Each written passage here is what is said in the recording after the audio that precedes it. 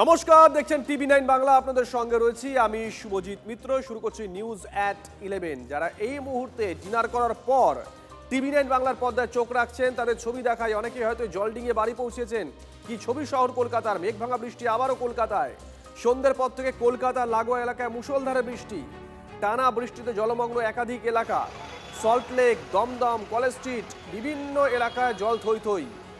উত্তর কলকাতার বেলগাছিয়ায় 1 ঘন্টায় প্রায় 130 মিলিমিটার বৃষ্টি। ঠনঠনিয়া কালীবাড়ি পাম্পিং স্টেশন এলাকায় 1 ঘন্টায় 100 মিলিমিটার বৃষ্টি। বীরপাড়া পাম্পিং স্টেশনের এলাকায় 1 ঘন্টায় 90 মিলিমিটার। মানিকতলায় 80 মিলিমিটার। কমলেশ আমাদের সঙ্গে রয়েছেন। কমলেশ, কি অবস্থা? দেখো, সন্ধ্যের পর যে বৃষ্টিটা শুরু হয়েছিল, আবহাওয়া দপ্তর কমলা সতর্কতা জারি করেছিল কলকাতা এবং শহরতলিতে, এবং এক নাগাড়ে বৃষ্টি হয়েছে। এবং এই ভাবে বৃষ্টি হবে সেটা সম্ভবত আলিপুর আবহাওয়া দপ্তর বুঝতে পারেনি, কারণ আজকে ভারী বৃষ্টির কোনো পূর্বাভাস ছিল না।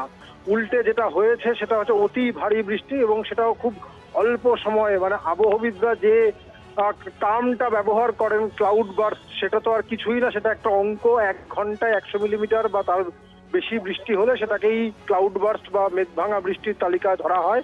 আজকে কলকাতার দুটো জায়গায়, একটা বেলগাছিয়া যেখানে 1 ঘন্টায় 130 মিলিমিটার, এবং আরেকটা ঠনঠনিয়া যেখানে 1 ঘন্টায় 100 মিলিমিটার বৃষ্টি হয়েছে।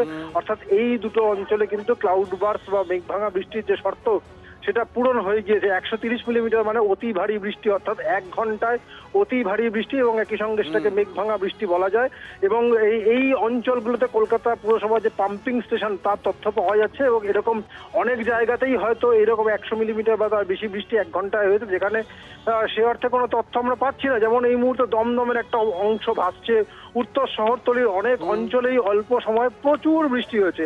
ঠিক যে ছবি আমরা গত বছর 22শে সেপ্টেম্বর রাতে দেখেছিলাম, কলকাতার কোনো কোনো জায়গায় 300 মিলিমিটার বা তার বেশি বৃষ্টি হয়ে গিয়েছিল, ঠিক তারই পুনরাবৃত্তি আজকে হলো। এবং এমন একটা সময় হলো যে প্রবল বৃষ্টিতে অনেক জায়গাতেই জল দাঁড়িয়ে গেছে, এবং জলের জন্য অনেক জায়গাতেই যানজট, মানে যারা অফিস ফেরতা নিত্যযাত্রী তারা ভয়ানক একটা ভোগান্তির মধ্যে পড়েছেন। তার কারণে এই খানিকক্ষণ আগে আমি উল্টোডাঙ্গা হয়ে এলাম, উল্টোডাঙ্গা আন্ডারপাস জলে থই থই। শুভজিৎ, ধন্যবাদ কমলেশ। কমলেশ বলছিল উত্তর কলকাতার একটা বিস্তীর্ণ এলাকায় জল জমে গেছিল।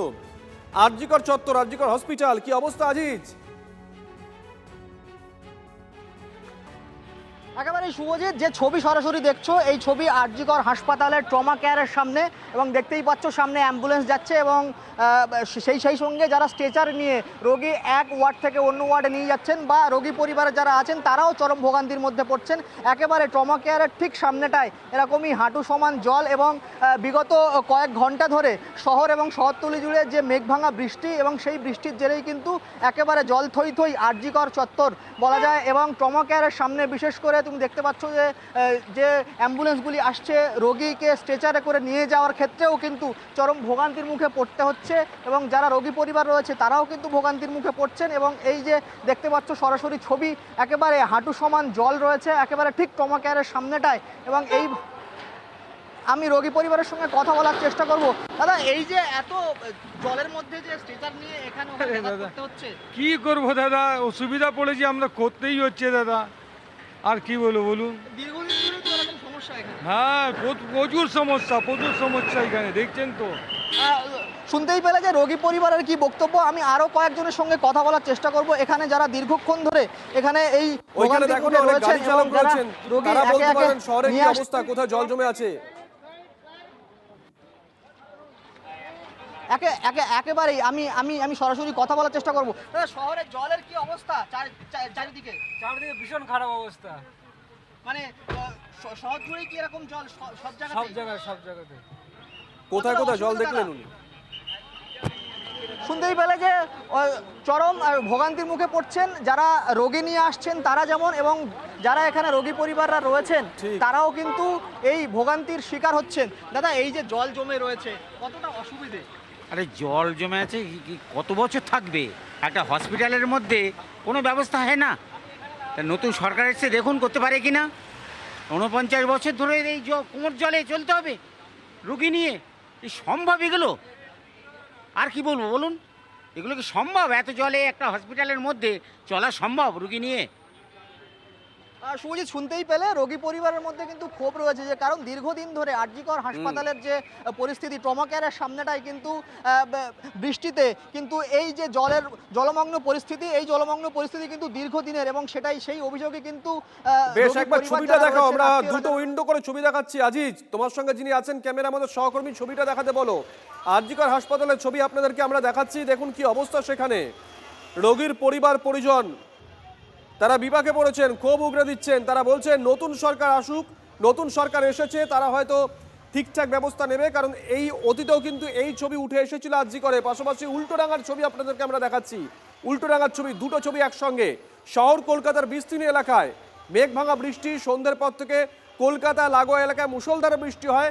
টানা বৃষ্টিতে এখনো জলমগ্ন একাধিক এলাকা। দুটো ছবি আপনাদেরকে দেখাচ্ছি। সল্টলেক, দমদম, কলেজ স্ট্রিট, বিভিন্ন জায়গায় জল থই থই।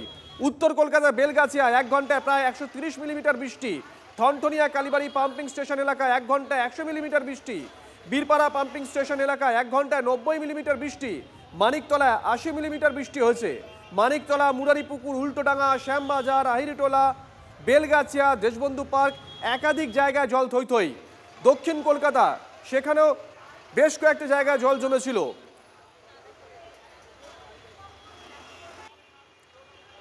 সায়ন্ত আমাদের সঙ্গে রয়েছেন, আমাদের সহকর্মী। সায়ন্ত, একটু আগে আজিজ কথা বলছিল আরজি করে রোগীর পরিবার, তারা বলছেন এই ছবিতে আমরা দেখতে অভ্যস্ত, নতুন সরকার এসেছে, আশা করছি তারা ব্যবস্থা নেবে। কিন্তু কলকাতা পুরসভা, কোনো কাউন্সিলর নেই, আধিকারিকরা ঠিকঠাক কাজ করছেন? কি কি ব্যবস্থা নেওয়া হয়েছে? পুরসভায় চৌঠামের পর বোর্ড ভেঙে দেওয়া হয় এবং বোর্ড ভেঙে, যেহেতু মেয়র থেকে মেয়ররা পদত্যাগ করেন এবং তারপরই বোর্ড ভেঙে যায়। কলকাতা পুরসভার যেহেতু নেই, প্রশাসক বসেছেন, স্বাভাবিকভাবেই কাজের ক্ষেত্রে কিন্তু কোথাও না কোথাও শ্রুতগতি এসেছে এবং যে কারণে এই জল নিষ্কাশিত করতে গিয়ে চরম দুর্ভোগে পড়তে হচ্ছে নিকাশি বিভাগের আধিকারিকদের। কারণ যে পরিমাণ পাম্পিং স্টেশন, পাম্পগুলো ঠিকঠাক রয়েছে কিনা, যেগুলো পর্যালোচনা দরকার, সেগুলো কিন্তু কোথাও না কোথাও গতি থমকে গিয়েছে। স্বাভাবিকভাবেই চরম ভুক্তভোগী হচ্ছে সাধারণ মানুষ। তবে যেভাবে মেঘ ভাঙা বৃষ্টি হয়েছে, যেটা 130 মিলিমিটার বা 100 মিলিমিটার বৃষ্টি 1 ঘন্টায়, তাতে কিন্তু এই জল যদি বোর্ড থাকতো তাহলেও কিন্তু এই জল নিষ্কাশিত দ্রুত হতে পারতো না। কারণ সেই পরিকাঠামো কলকাতা পুরসভার এখনো নেই এবং জল নিষ্কাশিত হতে সমস্যা তৈরি হয়। এবং যদিও কলকাতা পুরসভা ইতিমধ্যে সমস্ত নিকাশি পাম্পিং স্টেশনগুলো চালু করেছে, বিশেষ করে উত্তর কলকাতায় সবচেয়ে বেশি বৃষ্টিপাত হয়েছে এবং জল ভীষণভাবে বেড়ে গিয়েছে বলে, এবং গঙ্গার জল লক গেটগুলো সবকটা খুলে দেওয়া হয়েছে যাতে জল নিষ্কাশিত হতে পারে। কিন্তু পাম্পিং স্টেশন দিয়ে জল বের করতে গিয়ে সমস্যায় পড়তে হচ্ছে, কারণ জল যে পরিমাণ বেড়েছে এবং জল খালগুলো যে অবস্থা, তাতে জল সময় লাগে। সঙ্গে থাকো, আজিজ কথা বলছে আরজি করে রোগীর পরিবার, কতটা বিপাকে পড়েছেন আজিজ? কি বলবেন রোগীকে এইভাবে নিয়ে যেতে?